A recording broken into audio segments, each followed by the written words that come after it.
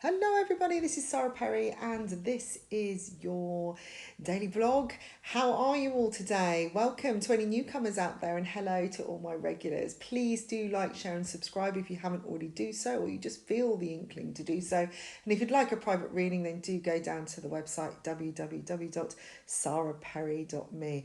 Now I want to talk about labels today. Just because something says something doesn't mean that it is, okay? We can write a label for anything and we can create anything. We can say we've done something, we can write a statement, but it doesn't mean that we have it. Look at what's really written between the lines. Really look at what the message is and what you want. And does this really fit with you? Why are you being attracted to this thing at this point?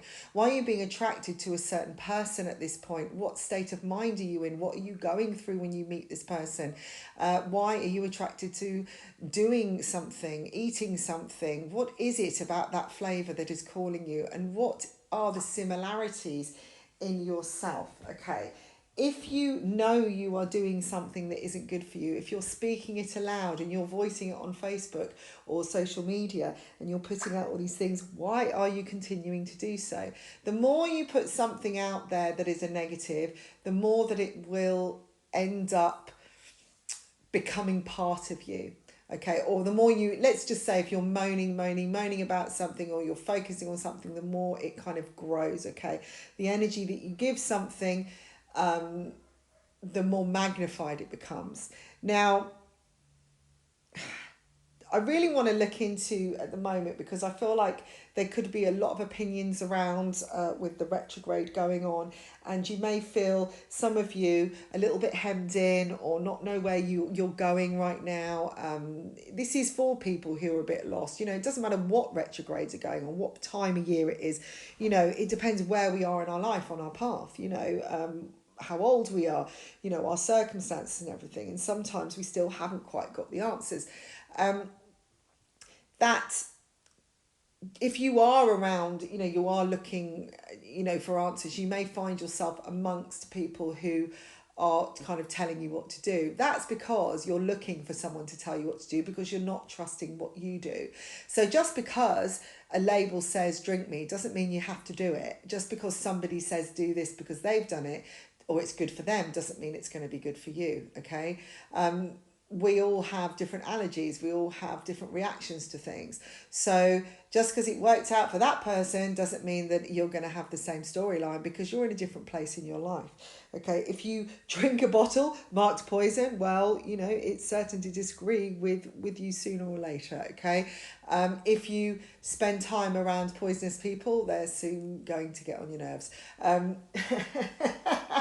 So really consider what you are attracted to right now, what a label is saying, you know, what is it that's drawing you to it. And especially around people, because when we're feeling negative, okay, we tend to surround ourselves with more negative energy because they will understand it better. And by this I mean, you might have a friend or a person that you know that is an acquaintance. I wouldn't say a best friend, but somebody maybe who thinks they're your best friend. You never know. They might think more of you than you do of them.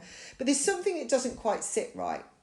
So, but they're really good when you want to kind of, the one subject that you really hit it off on and you find a flow is when you're talking about somebody, a situation that is negative. Maybe it's something you want to moan about. Maybe it's your life is really, you know, when something has gone wrong, they're the person you go to because you know you can kind of, in some ways, have control of the situation by making it all about you. Okay.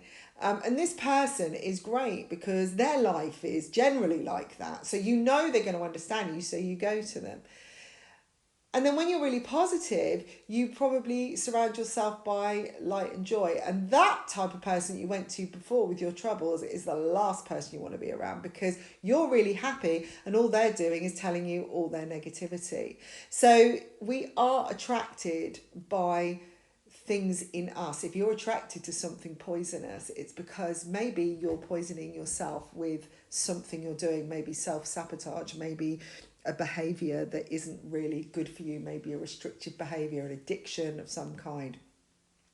It will come out in the end, you know. There's only so much we can take. if you're worried now that you've gone down the wrong path, you know, in your eyes, and you've got involved in a group of people and you feel like you can't get out now, you've got into a bad job that really isn't good for you, and you only took it because you were desperate for money and they were desperate for someone to come in, right? There's the similarity, the desperation. Then the fact that you are aware that it isn't good for you now is is the realization, okay, is that it comes out in the end. Everything, the negativity of the situation has come out. That's the realization in itself. When you first went for it, you probably thought it was brilliant. You know, it's like being handed that apple, that poison apple. It looks really fresh and tempting at the time because you're really hungry, and you know, you can taste everything at that point because you're just really ready to eat, okay? And this person goes, hey, have one of my apples. You're like, please give me anything. I don't care. Okay. And then you taste it and then you get a stomachache for the next 3 days. Well, it comes out in the end. You suddenly realise that maybe that wasn't the best decision to make. So consider similarities. Consider what you're drawn to in your life, why you want something, why somebody attracts you, why their ideas attract you. This takes me into soulmates, actually, which is a kind of roundabout way of getting to soulmates, where people consider a soulmate to be the person they're going to be with forever, right? It's like, you know, I hear them saying, oh, well, they're my soulmate. That's what they're there for. We have lots of soulmates, guys. They all come from past energies, past crossings, you know, experiences we've had from people in the past, and they're not always good. And they come into this life because we've made a contract or decision about something in another life, or they have, and they're coming back, and we're here to untie those binds, you know, to break the contract or to finish something, complete something, or see something through. Not necessarily that we have to live with it forever. And because it's such a strong feeling when you have a soul connection, it does give us the impression that we're in love. You know, it could be a soul connection, right? So imagine you've got a soul connection with a pony, right? You find this pony and you're like, oh my God, I just love this pony. I can't stop thinking about this pony. I don't understand it. Well, because it's a pony, you're not going to think you're kind of going to get married to it. But if it was a person, you might think, I've got to live with that person forever, because that makes sense because it's a human being. But you can feel that connection with anything. It's the same feeling. It's like when you're nervous. It's the same feeling as being excited. All right? It's just how we view it. So again, looking back at labels and what things are telling us, you know, when we see things, we're being given a message in some way. When we feel things about people or situations, when we're drawn to them, we're being taught something, we're being shown something. We either need to learn in ourselves, or we have to understand about this person, which will inevitably help us about ourselves, or something we have to resolve in our lives. If you are around a lot of assertive people, angry people, right, and they're being really really bossy and manipulative, then you need that. It's a reflection of what you need. Okay, so it's a similarity in a way. It's maybe not that you need to be manipulative, but you need to stand up for yourself, maybe, you know, because you're not valuing yourself enough. Everything is a reflection of something. Okay, whatever we project, people project back. You know, what we see and what we notice is what we're giving out. You know, if you're noticing angel numbers, double numbers everywhere, and magic, you're going to keep seeing magic. If you're feeling magical in yourself, you're going to start, you know, experiencing miracles. This is the way things are. So consider, if you're thinking, oh, why am I keep meeting this type of person? Why am I meeting angry people? Why am I meeting negative people? Why am I meeting people that have got no money or have got less value? Are you valuing yourself, for one thing? Are you angry at yourself? Are you negative? Are you drawing these people towards you? Because when you're feeling like that, you will go to that person, as vice versa. So really, really look at something more carefully. Don't just take it as face value. This is the label. This is what it is. Consider where that is taking you, what that connection or influence or, you know, energy is where it's gonna take you down the line.